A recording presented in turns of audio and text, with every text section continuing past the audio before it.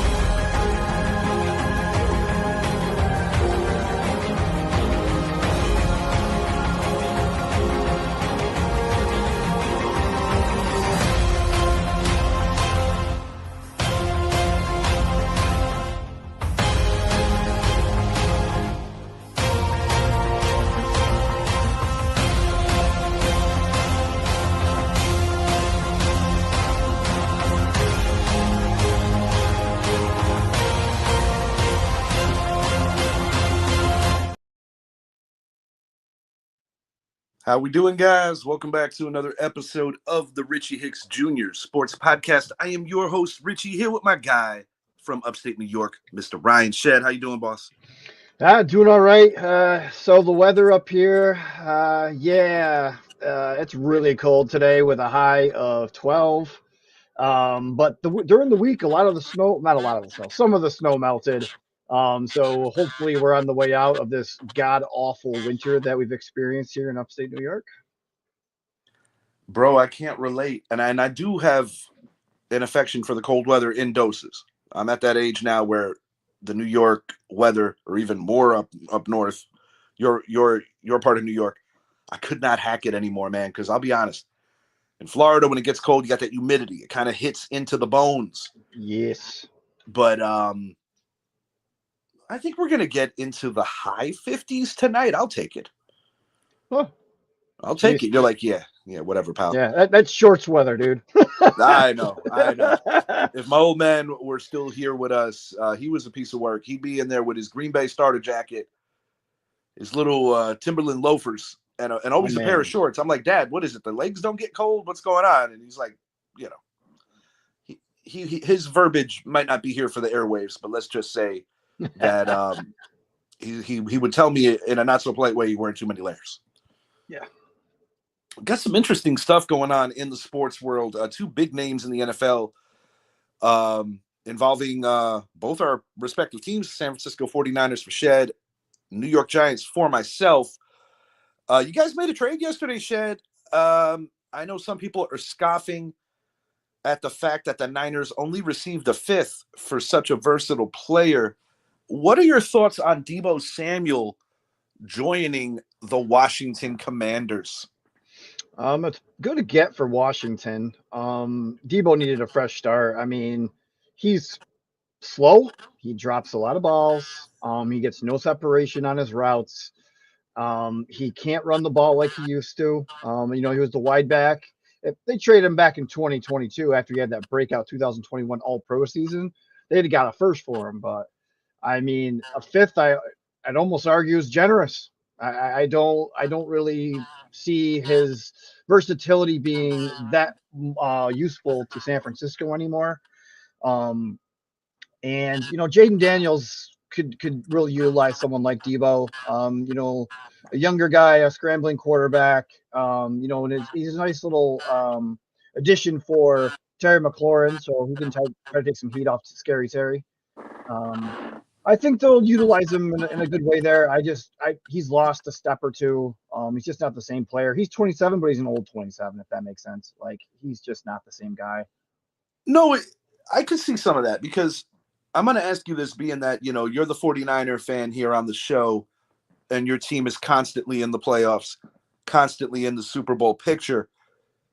Do you feel that some of the playoff wars, whether it be the year that he was Mr. Everything for you guys when you guys came up ever so short against the Rams, or even the previous run with Jimmy G prior to the Brock Purdy era, where you guys lost a tough one to the Chiefs, Deebo has always been such a a staple in that offense. But do you think like the Miles? I think you kind of said it already, but just a lot of wear and tear. But I do think, to your point about the new start being with Washington, you have a very creative offense that is going to get better now. And it's so weird how things work out, because this time last year, a lot of us here at the show thought that Ayuk may have been a Commander, and instead it's Deebo. I myself was a little perplexed that they gave Ayuk the money versus Deebo. Not so much that they needed to keep Deebo, but I thought on the priority chart, I guess what I'm trying to say is I just think Deebo was a better 49er. I don't know. One. I don't know about that. Deebo is full of himself and drama. A lot of, not all wide receivers, but we all know a good portion of them that have a lot of talent have that diva about them that, they want more money, trade me, I'm not getting the ball enough, this and that and the other. He's a very talented guy, but he's just lost a step or two, man. He's just not the same player. I do believe that in a new situation with Washington and the way that they were able to get very creative with how they use their backfield. I thought Eckler was preserved the right way. Brian Robinson is a very talented young player.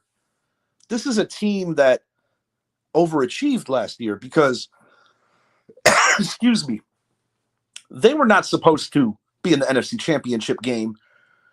They did inherit a fourth-place schedule, which always helps. But they started answering some questions towards the end of the year that started giving them more validity because I said I like Jaden Daniels. He's going to continue to get better. Dan Quinn's doing a very good job with that roster. Magic Johnson and co upstairs definitely know how to win. And, they got smoked out by Philly.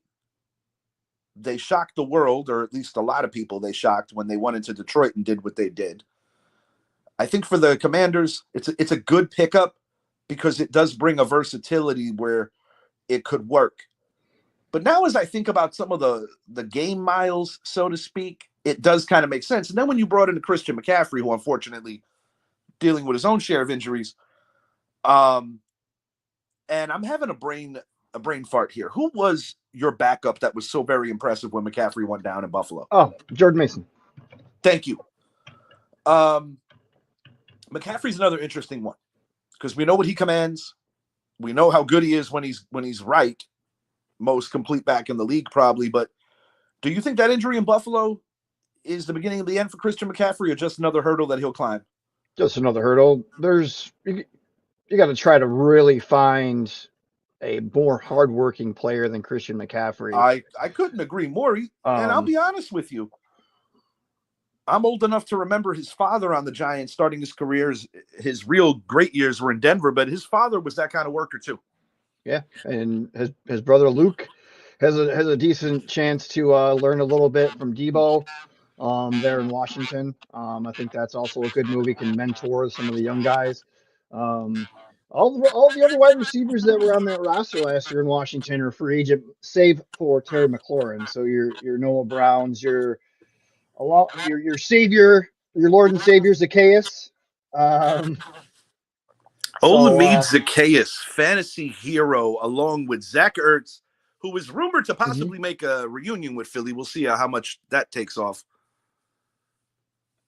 But yeah, I mean, I think it was a good move for them. I don't know how much production they'll get. He's often injured as well, especially as his miles have been going up. Like he was just out for 2 games because he was sick last year, and then he hit his calf and his shoulder. I mean, he's I don't know. Hopefully he stays healthy and a change of scenery does him well. And one of my concerns too is he's always played in San Francisco, which is a nice climate. Washington gets cold. Let's see how he does in being a full-time NFC Easter in the cold weather games. I wouldn't expect him to improve. If anything, he would just get worse. But we'll see. What is interesting though is I do view Terry McLaurin as an ageless wonder in terms of miles. And he's one of the more deserving players that finally received some success because to your point about how many wide receivers in this league are divas, McLaurin is everything that is not that. You know, a hard worker, keeps his head down, always goes to bat for whatever coach he had. When they had Riverboat Ron, you know, McLaurin was right next to his coach, just trying to do the next best thing for his team. A very unselfish guy. And even though, you know, I am a Giants fan, and it's not my nature to praise divisional rivals, what's good is good. And Terry McLaurin is everything that you want a professional athlete to act like and be like on Sundays in that sport. He's a hard guy to your hate. 49ers got to free up some money to pay Brock. So I do understand that too. You know what? Let's go over here for a second. And it wasn't necessarily where I planned on going. You know what? Let's do it here because it makes sense as the segue. We got the draft coming up. What do you want out of the draft for your 49ers post Deebo and just kind of adjusting to keep that championship window open? Well, the Deebo Samuel trade threw a little wrench in the wide receiver room, that's for sure. You know, Ayuk's going to be out until November, late October maybe.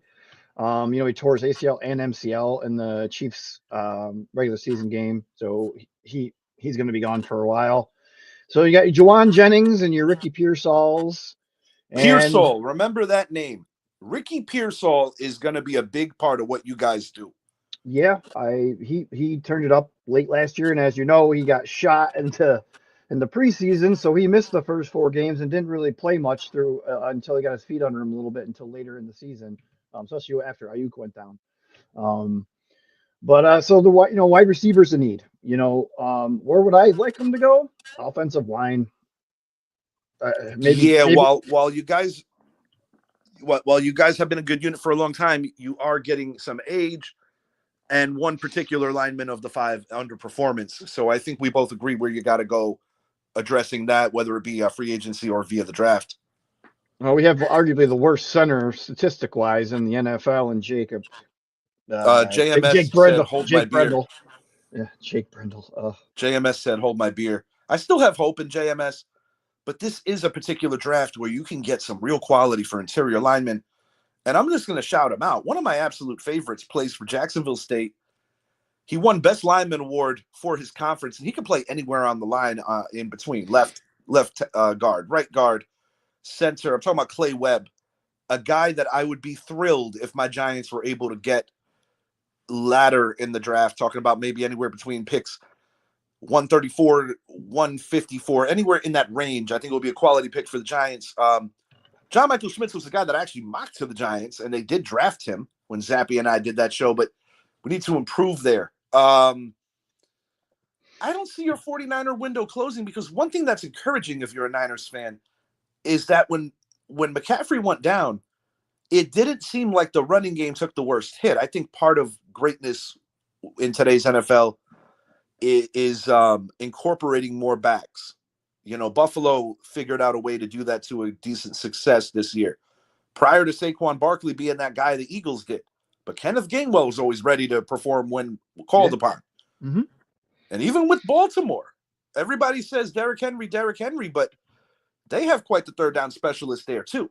You know, so definitely a trend in the league, and it will be interesting to see how the 49ers choose to, alleviate, I think, McCaffrey's workload, because that's a man that you want for the postseason, because he's the kind of player that can carry somebody if he's given the opportunity and if the chips are stacked right to make a run. And the 49ers have proven, at least in my opinion, over the course of the last 5 years, that they're not afraid of going on the road and kicking some ass. You know, they did it in Ice Rink in Lambeau. I vehemently felt that you guys should have won that title game against the Rams. A short interception from Matthew Stafford was dropped.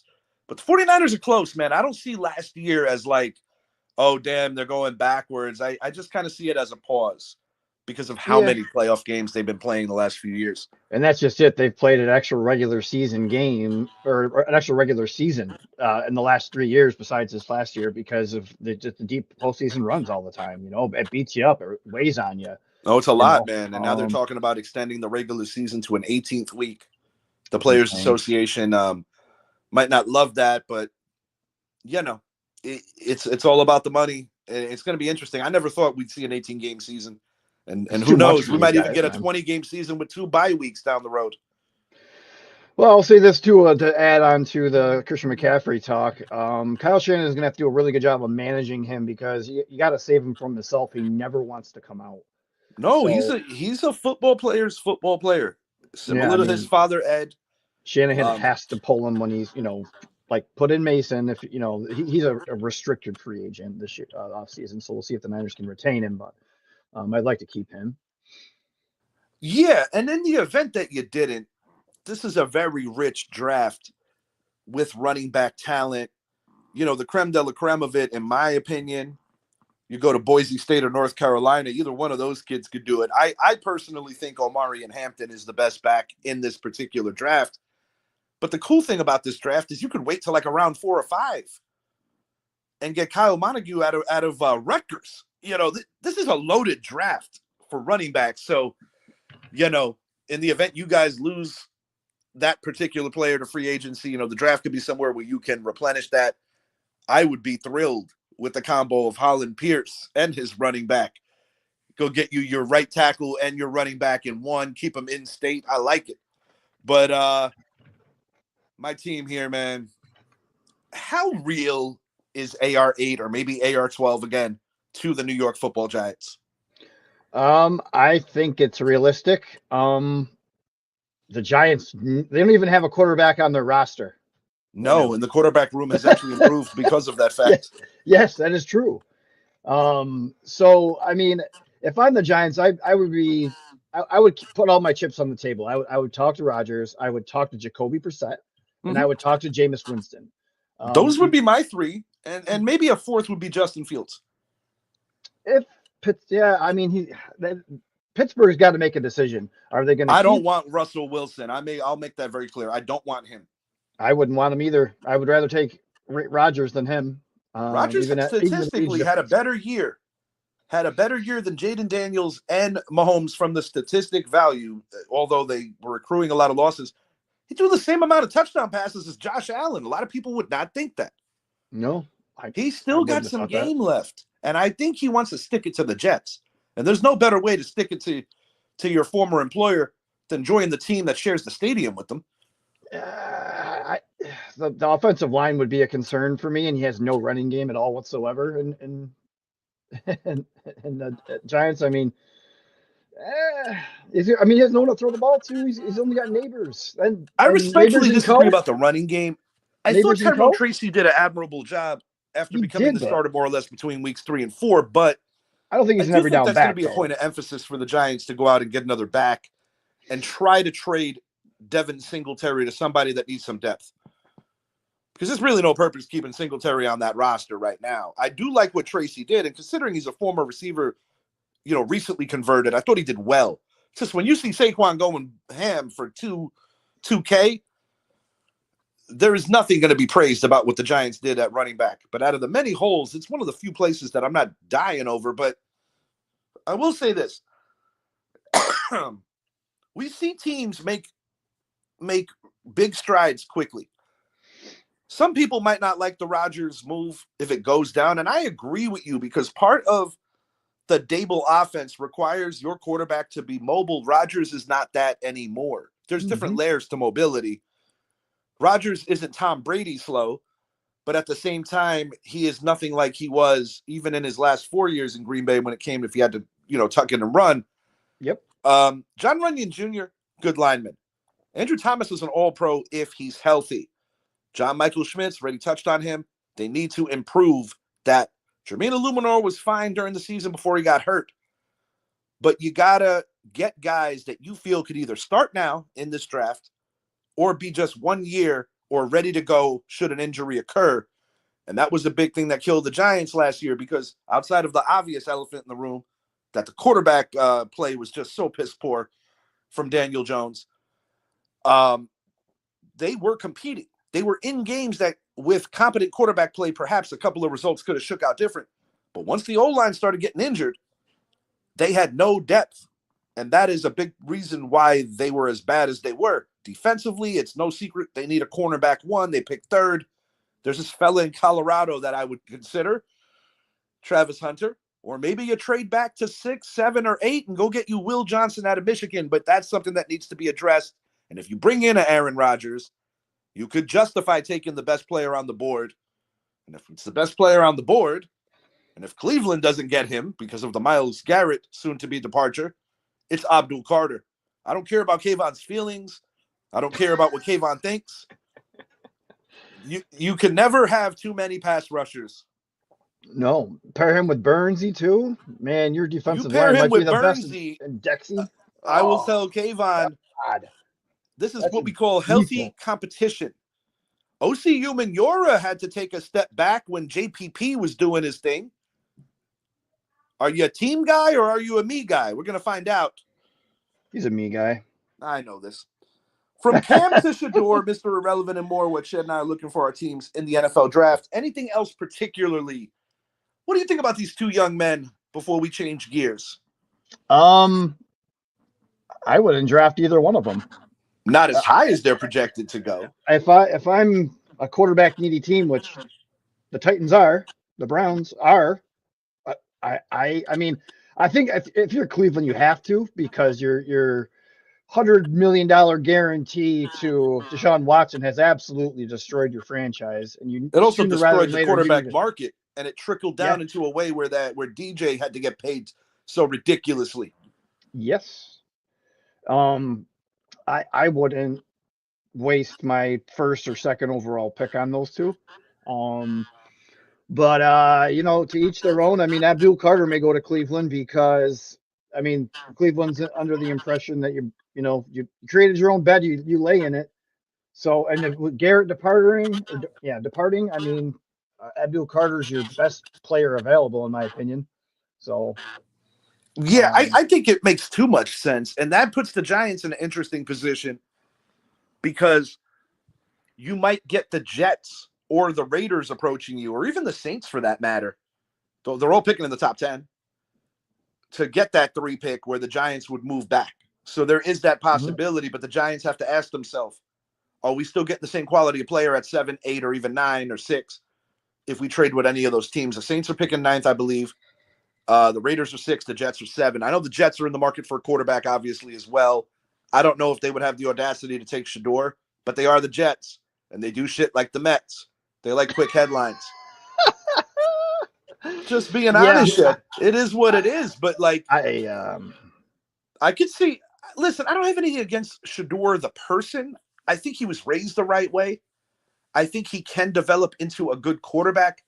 I don't like what Cam Ward did, kind of taking himself out of the game and being bigger than the team. I didn't really care for that.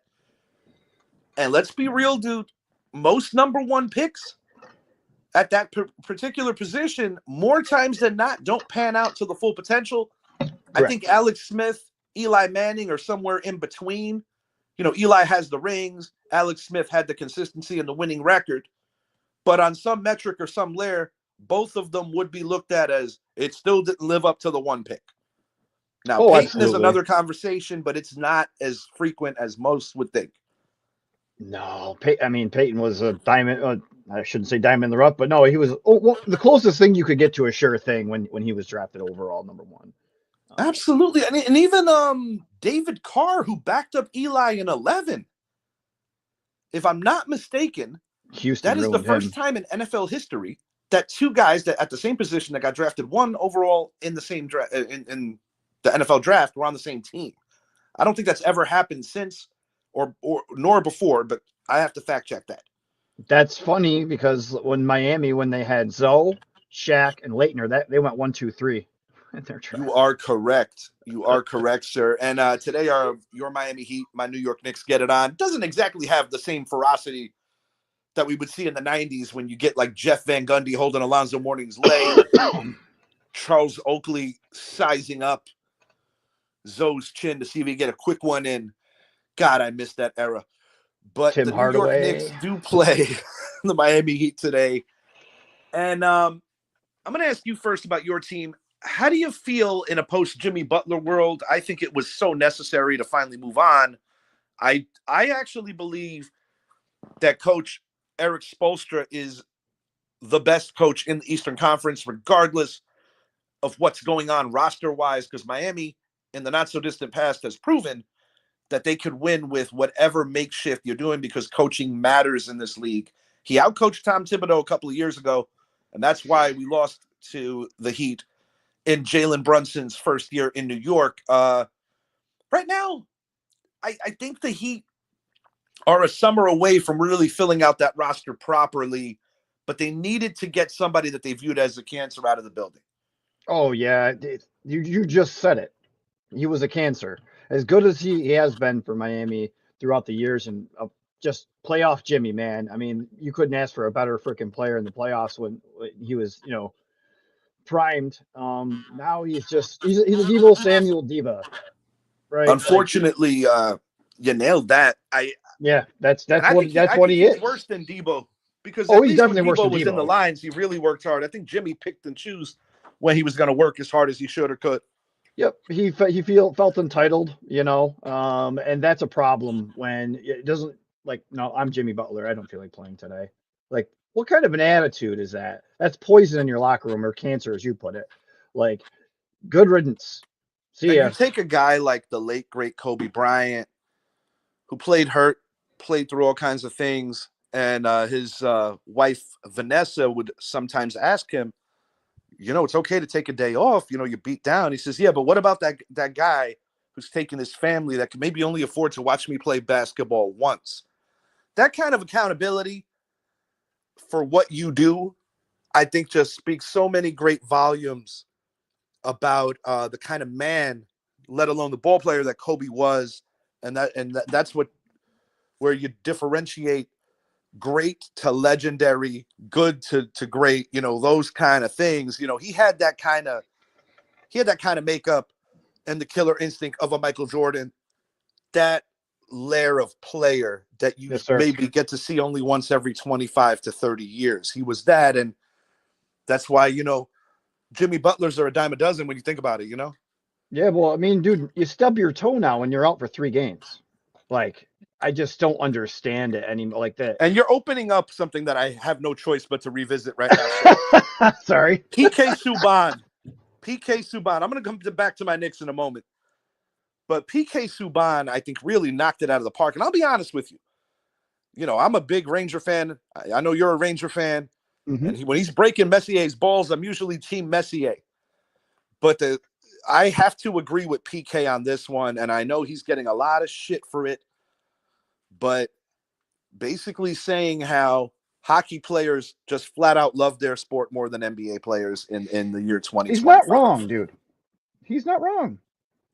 Not by any means. I think a lot of people need to hear this kind of stuff because when you have a guy like Anthony Edwards and a LeBron James sitting out All-Star Weekend, number one, you're screwing over people that deserve to be there if you're not going to be there. But more importantly, it's an insult to the league. It's an insult to the fans.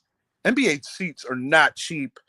Because I'll be honest, like when I go see my Knicks here in Orlando, thanks to Bretsky, I wouldn't pay that kind of coin to watch any sporting event. Not because I can't afford it, but just because I don't see it as the best investment. But, I'm thankful that I have, able to see them once a year, whatever have you. Floor seats at the Garden, forget it. It would probably make the Orlando tickets look cheap, which they're still not. Yeah. And the NBA needs to do better with this product, man. The NHL is taking advantage of things. You said it in the comment box on a previous show about how, Canada versus USA really captivated a lot of hockey fans. It kind of gave people the Olympic feel. Well, they loved it. Was awesome, dude. It was what a great format. The NBA lost its way a long time ago. When Kobe retired, that was it. I mean, he was the one guy that everybody should have modeled their game after. Mm-hmm. Just the killer instinct, the way he played with everything he had. He played hurt. If you didn't show up to practice, like the first there and the last to leave, Kobe didn't want you on his team. Now he had no. LeBron just shows up to show up and doesn't play. It's so disgusting to watch. It's just not the thing with LeBron, dude, is like I try to not how do I say this? Like, to overpunch my dislike for him as a player, because I don't care for him on certain metrics.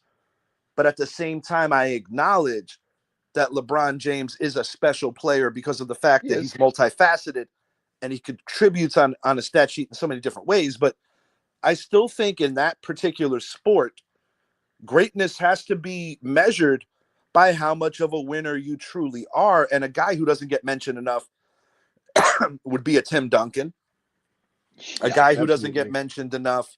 Very Tim humble. Duncan won more than Kobe and Shaq in playing in the same era. And I just got done saying how phenomenal Kobe was. Mm-hmm.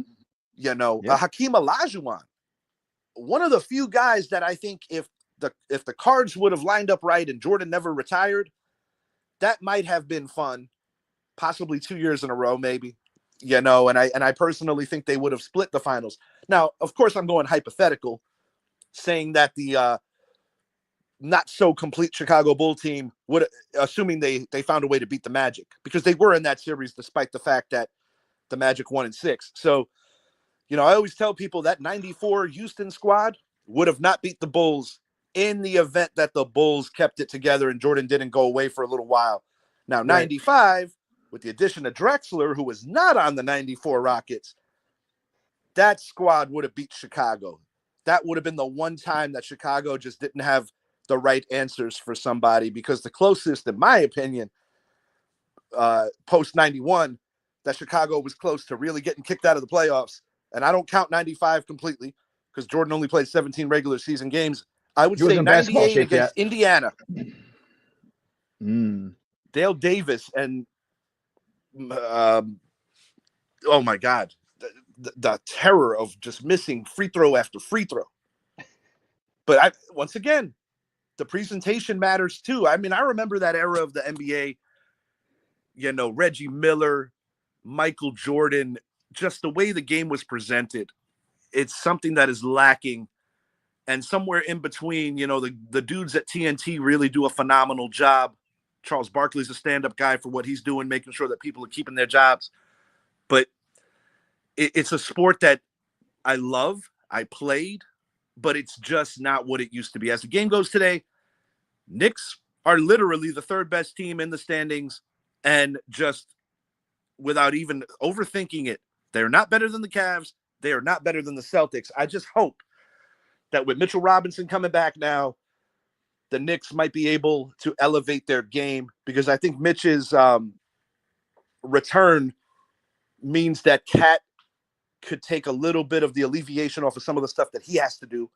And I think it just makes them a better rounded team, but I still want Tibbs to dig a little deeper into that bench, and we'll see how it plays out. My man Tyler Kolek, who was lighting up the Summer League, I want to see him get some burn before the season is out, because I feel that he could be very instrumental in some success. Miles McBride has stepped up a lot, but the Knicks, until we beat the Celtics or the Cavaliers, it's a second round exit, unfortunately. I want to be wrong, but it's what I see. Yeah, I agree with you. Obviously my Heat aren't going to do much. So, yes, your Knicks should stomp them today. So, God bless you. Godspeed. In the event that we cross paths with you in a first round matchup, and if you beat us, I'm going to replay this clip and I'm going to cuss you about that, okay? That's fine. Yeah, fine. I'm okay with and I want to say this before we move it along, because I am being a little salty right now. When PJ Brown, one of Brett's favorites, that asshole, when PJ Brown body slammed Charlie Ward, dude, that was the one Knicks team that I genuinely think had the answers to potentially upset the Bulls. John Starks was the sixth man. Allen Houston was lighting it up from downtown. We had Oak and LJ, and Ewing was still playing at a high level. I think that particular Knicks team could have given the Bulls all they could handle, probably for the first convincing time since 93. Because in 93, the Knicks were up 2-0. They were good enough to beat the Bulls. They just didn't. And then Jordan went down to Atlantic City and got absolutely creamed for that. And then he just took over the series. So all it did was motivate the poor guy. You finally admitted your wrongs. But thanks a lot, Mike Lupica. Oh, yeah.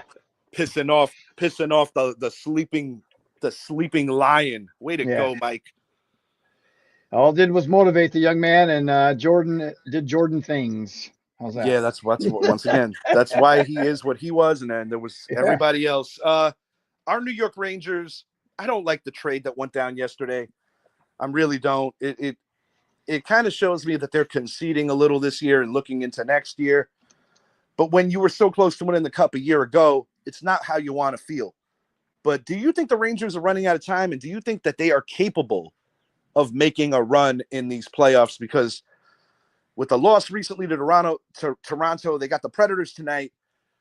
They're running out of time, in my opinion. Igor's had such an up and down kind of season, and I think the core is just not enough to carry them where they need to go. But do I have a reason to be optimistic, or do I just see what I think I already know? You're seeing what you already know. Last year was the year for them. They let that slip away, but obviously they had some good teams. But dude, I just don't see the same New York Rangers I saw last year, and the roster's not that much different. And Peter Laviolette, I thought, did an excellent job last year, but a failed thing with the Rangers over the course of the last 2-3 years, even going back to when Ranger fans were screaming that we had to play the kid line more. I just think the Rangers are a little too stubborn, even going back to previous coach, with filtering up younger talent. I have seen this as a problem with the Rangers for a little too long now. So to go back to what we touched on a little bit earlier, hockey is standing up against time, unlike the NBA, right? Like you look at those stadiums or those arenas rather, for all the NHL games, dude, those stadiums are packed. Yes, they are. And you look at some of the NBA highlights on like Sports Center, and I mean, besides like you see the people like directly behind the bench, if they show like up, there's no one in the stands. Like the product and the difference, like you said with PK Subban saying, like these guys love the sport. They play with everything they've got. They play with broken fingers, broken hands, missing teeth. Like they give everything they got to the Who was sport. I the just want to fella touch on from that the real quick. Mets? Who was the fella from the Mets a couple of years ago? I'm drawing a blank. He played left for them. I think it was like 2-3 years ago. That caught a baseball in the face, and he came back the next day, and all the hockey dudes were tweeting how they appreciated him. I just cannot remember this kid's name to save my life. I can't either, to be honest with you. But you remember the incident, right? Yes, I do. I wish Dorney was here. He'd chime that in right away. But he's probably got a freaking poster of him on his wall. Yeah, Dorney. I don't care for the Mets, but I respect the hell out of real fans, and Dorney is a real one. That man loves his Mets.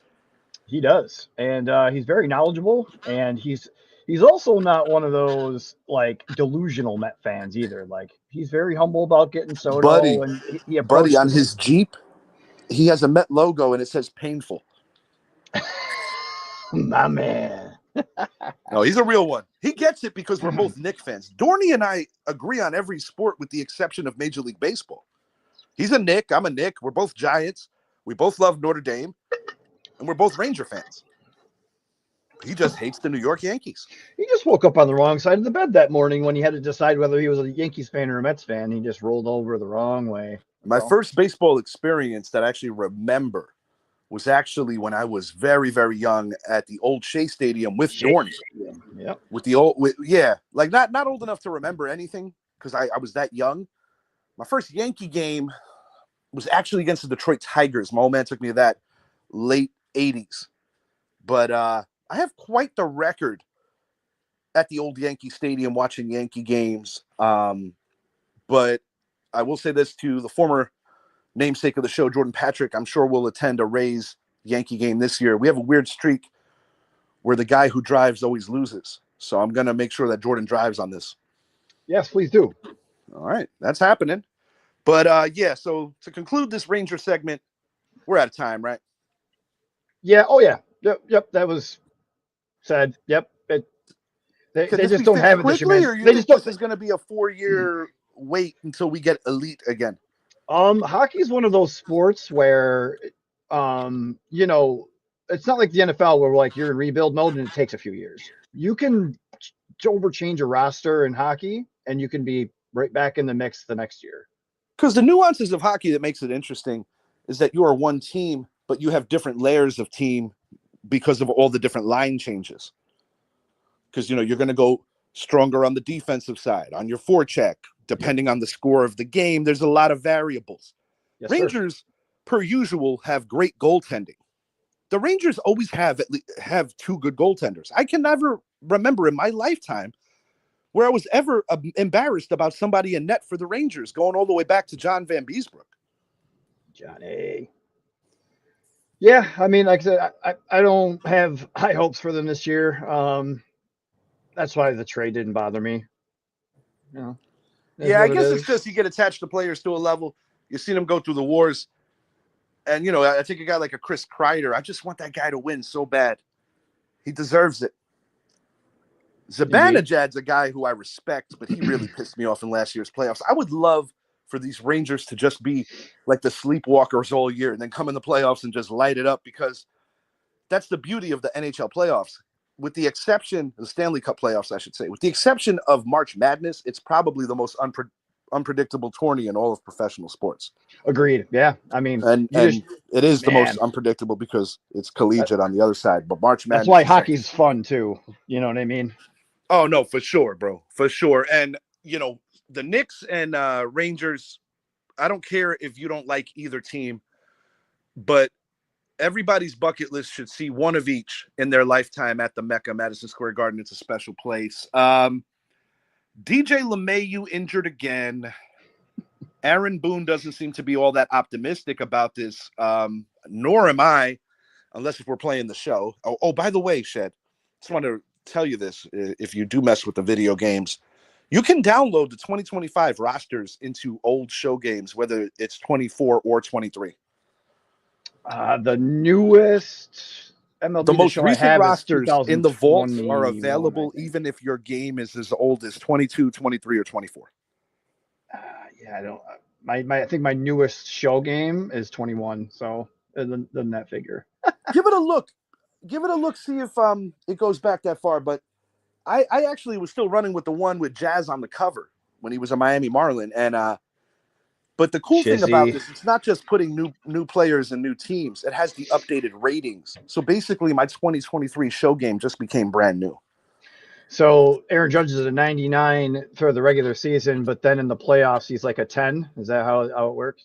Oh, ouchie. I love you, Captain. Get it done. Do better. DJ LeMahieu, bro. Are we going to go make a deal for Arenado? Nolan wants to come here. So he says that, yes. But this is like being the 49er fan last year, like the injuries, bud. Like Stanton's out. No timetable for his return, of course. LeMahieu's now down. I'm just waiting for, knock on wood. I'm not going to say anything more because I don't want anybody else to get hurt there. Superstition and all. We need some youngins to step up. We need Spencer Jones to potentially be that extra outfielder. I think Jason Dominguez is going to be fine. I think he's going to actually be put in a position to potentially lead off. He could. I don't like, dude, not having Soto completely changes that lineup, and not just the 3-hole, like the entire lineup. More manufacturing so scary to pitch against. I do like the idea of Volpe towards the bottom of the lineup. I think it turns over the lineup better in terms of speed. But third base is going to be an issue. I like Oswaldo Cabrera. I like Peraza. But neither one of these dudes, in my genuine opinion, are enough.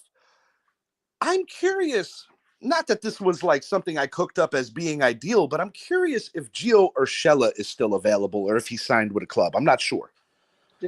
Wasn't he in Minnesota last year? Last year he was in Minnesota. I do know he was a free agent. I'm just not sure if someone else has signed him because he's familiar. I thought he did well for the time he was a Yankee. It's not the end-all, be-all solution, but I'm sorry, the hot corner has to be a point of emphasis, and that's why I'm aggravated that the Yankees allowed Alex Bregman to go to the Red Sox. Gio Urshela is an Oakland Athletic. Thank you for looking that up. Another question. this might sound way out of the box, but in today's times, these two rivals have made deals more frequently than one would expect. With the controversy in Boston and with Devers not wanting to be a DH and with them getting Bregman, if they don't bend you over, so to speak, at the business table, would you consider trading for Rafael Devers? The last time we did a trade with him or with them was, well, not a trade, but the old Johnny Damon. He wasn't the same player when he played for New York. And Damon was actually acquired via free agency. Free agent. Yep. And then as was Ellsbury. Yes.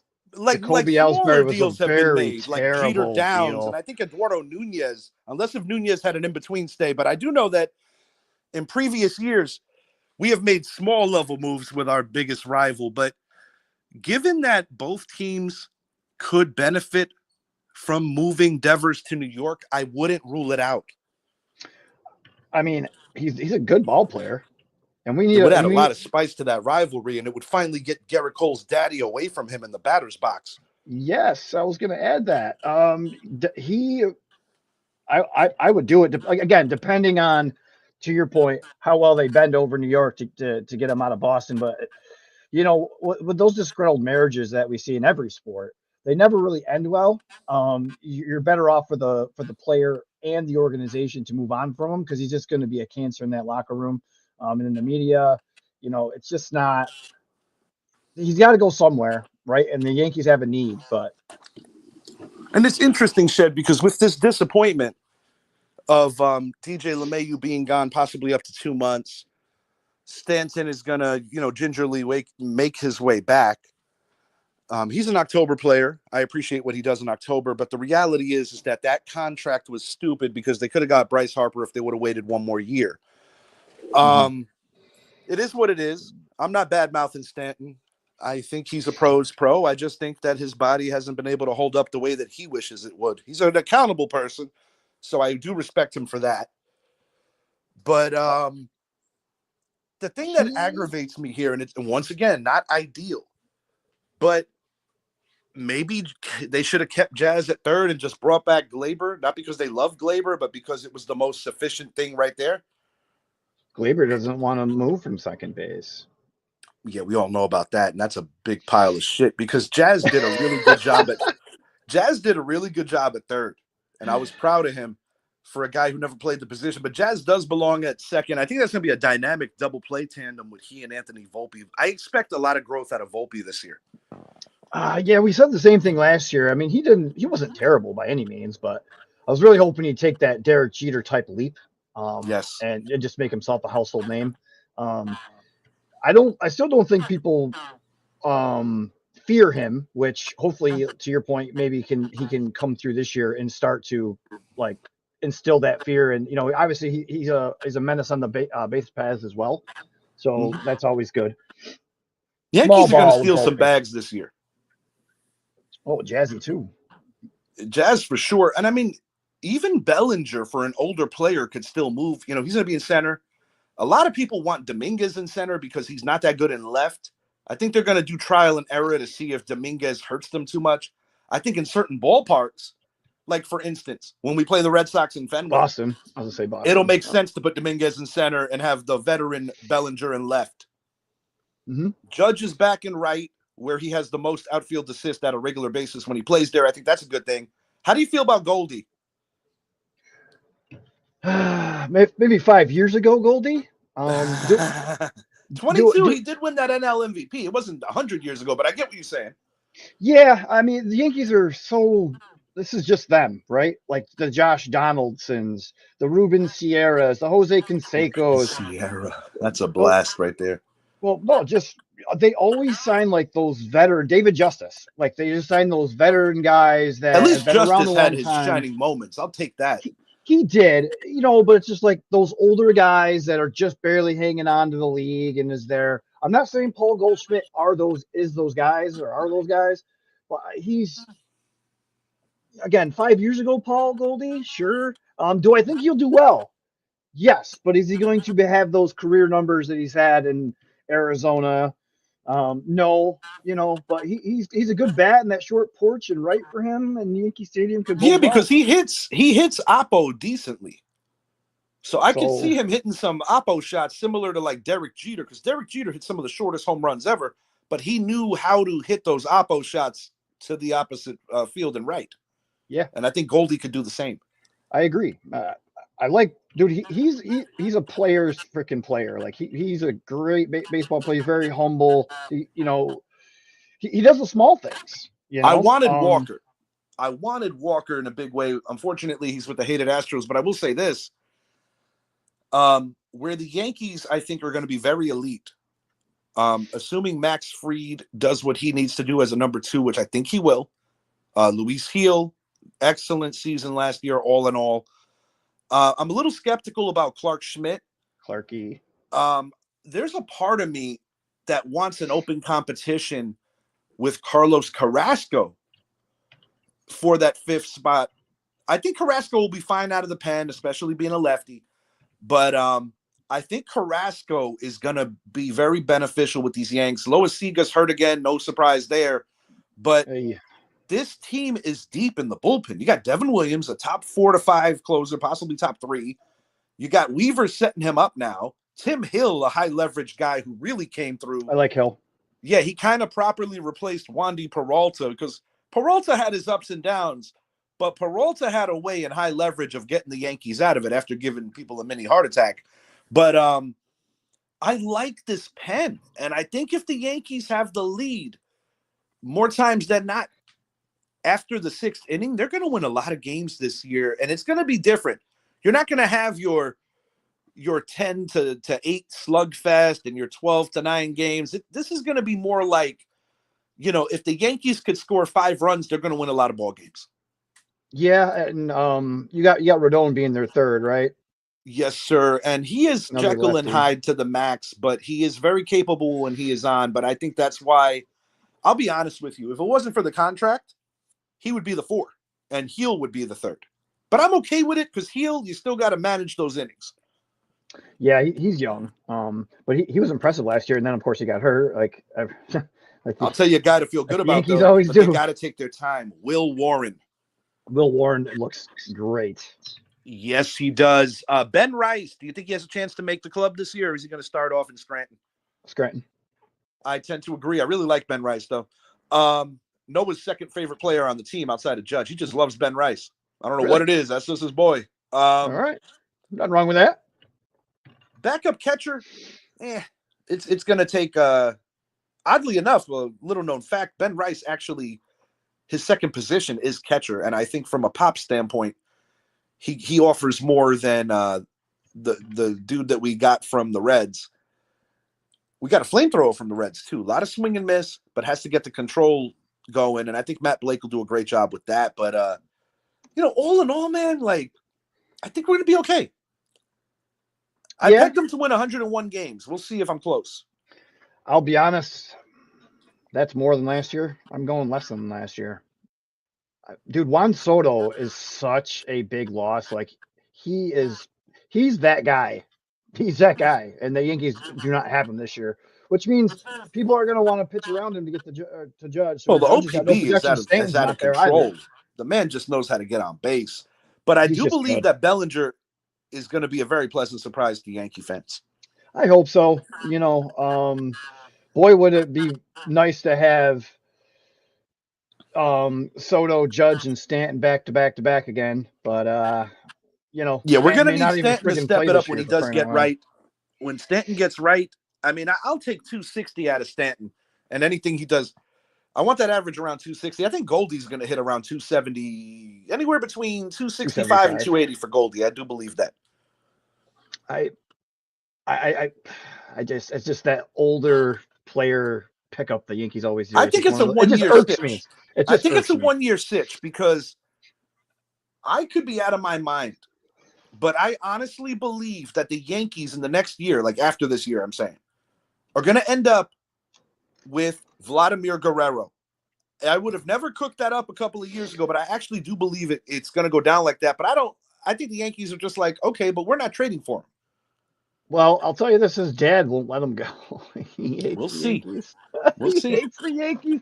His one team he said he would never play for was the New York Yeah, but Yankees. the money talks, and I'll tell you one thing: we got to trade Stroman. That has to happen. Your boy? You don't want to lose your boy. You don't want to lose your boy. He's The already talking Stro too. the Stro show has got to go. Very selfish player. I Yes, don't he want any is. selfish players on my team. Uh, he's already talking too. It's your I know, boy. dude. I already see how this goes. Just pay him and tell him, show him the door if you can't find. Dude, I'd rather take another bad contract. Just, send him somewhere, get another bad contract, but get a bad contract that could benefit your team for a year or two. I'm down with that. Before I get out of here, I did want to touch on the middleweight match last night. Tank versus Roach.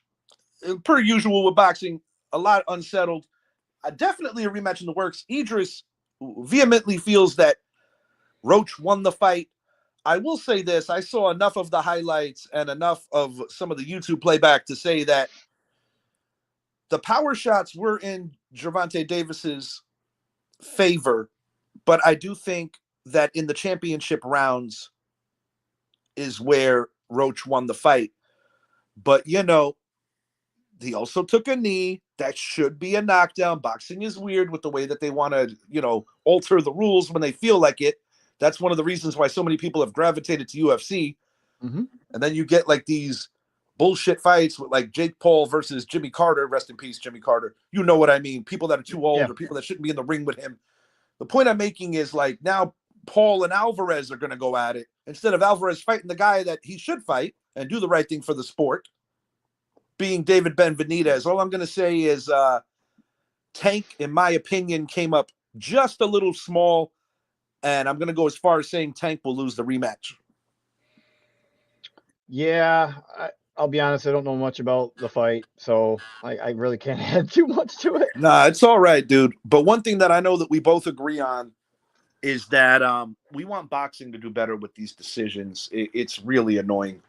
Well, I mean, you brought up the Jake Paul, Jimmy Carter. I mean, the Jake Paul, Mike Tyson fight was a joke. Like, in no world would I mean, obviously the money talked for Tyson, but dude, Tyson should have just whooped on him. And you watch the videos of him training, and he's just freaking fire. And then I he think just the dances reason around and why does nothing Tyson with was Jake. constantly biting his gloves, and I'm not even trying to be a comedian about this, is that he really did not want it to go the way it did.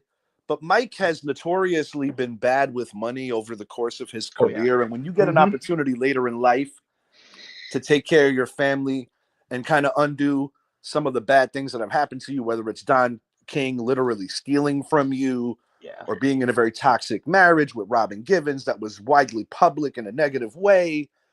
And then he went to jail, and then he came out of jail, and the many other things that have occurred in his career.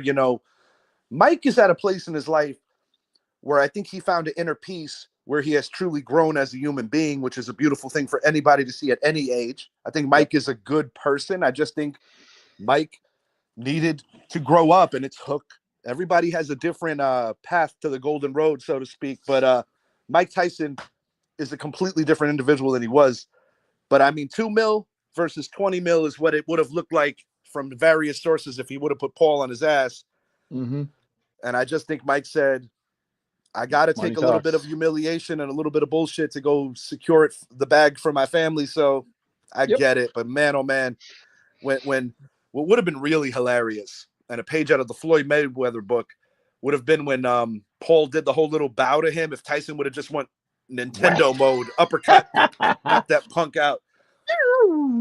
And I don't hate Jake Paul because he's taking advantage of a market where people are interested. It's like the Mayweather effect. Like if you can't stand somebody, you tune in because you want them to lose. Yeah. And if you love He's the a good guy, heel. then you're celebrating because the guy was a phenomenal defensive fighter, no matter how you cut it. Like him or not, I'll give Floyd Mayweather that. I do believe that he handpicked when he fought some of the warriors he fought because the Pacquiao thing Absolutely. took way too long. I thought Ricky Hatton Mm-hmm. did an admirable job against Floyd. I think Oscar, if you watch it a few more times, Oscar may have won, but truth be told, there was more money to continue to make if Floyd would have got the nod. But I do believe that the closest to beating him outside of Zab Judah, probably Oscar De La Hoya. Pacquiao could have beat him too, but he waited too long.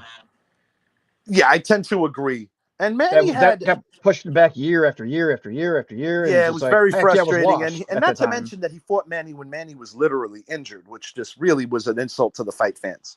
Sugar Shane Mosley, admirable effort, but it didn't happen. I'll tell you a guy that I would have liked to see fight Floyd just because of like the contrast of styles, and a person that I think would have the ability to frustrate him would be the executioner, Bernard Hopkins. Don't know what that is. Oh, sorry. Bernard Hopkins actually knocked out De La Hoya with a rib shot in the ninth round. That had to hurt.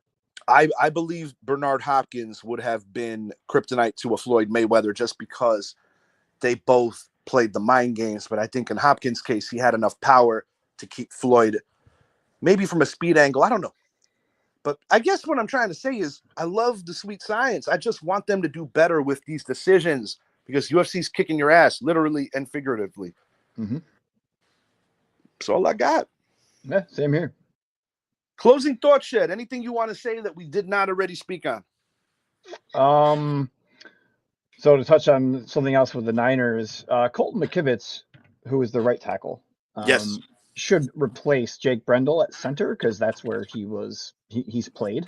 And he would be much improved on that offensive line. So if the Niners can grab the best tackle available at 11 and throw him at right tackle and then put McKivitz at center, that would vastly improve things. So we'll see what they do. I mean, they want defensive linemen too, so we'll see who's there at 11. I'm smelling Knicks by 10 in South Beach. Yep. OG Anunoby throwing down 26 today. That's my prediction. Last closing thought on the Knicks. A lot of people are giving a lot of shit to the acquisition of Mikal Bridges, who came over from Brooklyn. But I think people need to take into consideration that Mikal Bridges is more times than not always guarding the other team's offensive player. And sometimes that's going to affect things on the other side of the ball. I do think with the putting Mitch back in the lineup, I think the Knicks defense is going to gradually get better. But I already addressed that. If they don't beat Cleveland and Boston, it doesn't matter. Those two teams are on a collision course for the ECF. I hope the Knicks could, take a nice little shit on somebody's parade. But we'll see how it goes. But until next time, he is Shed. I am Richie. If you haven't already, please make it a point to like and subscribe to the channel, the Richie Hicks Jr. Sports Podcast on Facebook and YouTube. And we're going to be, over the course of the next couple of weeks. Ooh, I just remembered something. So, I'm not done yet. Here she is. Can you see that, Shed? Travis Hunter, Jahad Campbell, Tate Rutledge, Kyle. Okay.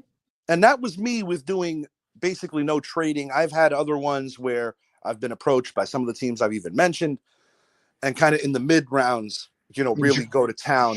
I think the most important thing in this draft, the Giants got to know when they walk away from this draft that at least at one position, they got the best guy in the draft. And that's why Abdul Carter or Travis Hunter is so damn important at 3. Whoever's there, nab them. Don't overthink it. Yeah, I mean, if Abdul Carter's there at 3, I bet you the Giants get a phone call. I would have to think so. And if you get the right package, it's okay to move back, but you got to get the right package. Yeah, I mean, I don't know if you draft a corner 3rd overall. I think the reason why Travis Hunter is so intriguing is because I don't think you're just getting a corner. I think you're getting a legitimate lockdown one that could contribute on offense. I don't see him as an every down receiver, but I think he's a guy that can help spice up your offense. Kick and punt return, sure. Yeah, but one thing I will say, Deion Sanders of modern era, sure. No, it has the potential, but one thing I will say, and I know this as a Giant fan with the unfortunate shit that happened to Jason Sehorn, I would be a little nervous if my number 3 overall pick is returning kicks. That is a little scary. Yeah, but he's a He's weapon, special, and though. if you He's don't got use that your weapon, special mode and to that's his it. game.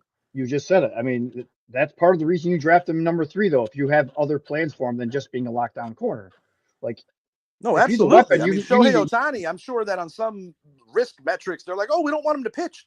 But he's that special. You got to let him do it all.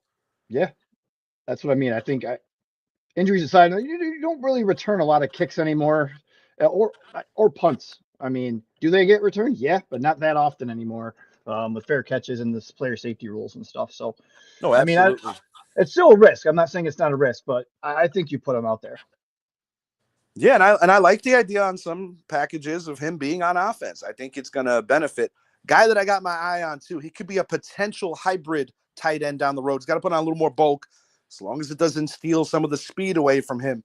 But Gadsden out of Syracuse, I got my eye on you. Rondé, dude, Rondé. he could have went to the NFL the previous year. He's that good. But when the Cuse got Kyle McCord, he decided to stay, and stay he did, and they played really well. And on my steady campaign of we can find a better pass rusher than Kayvon Thibodeau, Diggs out of the Cuse is another guy. I got my eye on you. Syracuse has some good football players. They are known as a basketball school, but they do have some good football players in this draft right now. As does Rutgers. I think the world of Rutgers running back as well as their offensive lineman who stands tall, right around 6'7", 6'8". Look And I out for like when guys LaQuint stay Allen home, out of Syracuse. college to the pros. I think that's always good for their development too. The running back out of Syracuse, LaQuint Allen, he'll be a late round pick somewhere. Yes, he's going to make somebody happy, and I got him pegged going to the Chargers. No one plays harder or practices harder, plays harder than him, and even the coach Fran Brown here at Syracuse said the same thing. Like, if I had a roster full of LaQuint Allen, Syracuse would be undefeated. Like, that's how hard this kid works. So, no, he would fit. He would fit quite a few teams, but I do have him going to the Chargers. We'll see. Where do you have your man McCord going? You know that somebody's going to give him a shot. Yeah, I really thought like you would have him on your mock draft here, taking him in the second or the third. He's probably going to be the 4th quarterback taken off the board. At least I would think so. So if he's still there around the 2nd round, I would expect someone like the Raiders to grab him. The Raiders it's funny you said the Raiders. If the Raiders don't trade up, the Raiders don't trade up to 3 to try to get the last man standing of the top 2 on the draft boards, I could see the Raiders going that route. I got Jackson Dart, maybe to Pittsburgh. I wouldn't be upset if the Giants drafted Dart, but player versus player, I have a higher opinion of Quinn Ewers. Yeah, I think Quinn Ewers could be a real field general, but I don't think he's even tapped it all the way, even in college just yet. Yeah, I mean, he had a heck of a career at Texas. So, I mean, and not to mention, with the big name, football lineage, right next to you. Yeah, your boy, he's in waiting. So that would be something. But I don't think the Giants would be bad enough to draft him next year, because I think the Giants, although they might not be a playoff team this year, I don't think it's going to be a repeat of a 3 or 4 win season. I think the Giants are going to be more in the 7 to 8 range this year. You don't even have a quarterback, bud, and you're already saying you're going to win 7 to 8 games. Okay, we're gonna get a Pro Bowler on your team. Andrew Thomas got hurt. I know. I'm just saying, like, that's rough. Malik Neighbors did make the Pro Bowl.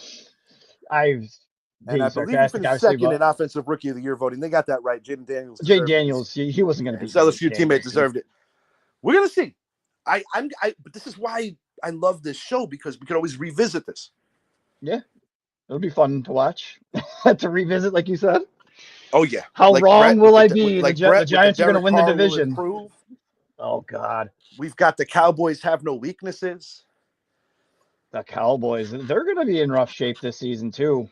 Perhaps Micah Parsons needs to make a bigger commitment to them. I don't know, man. That Schottenheimer hire was just so piss poor.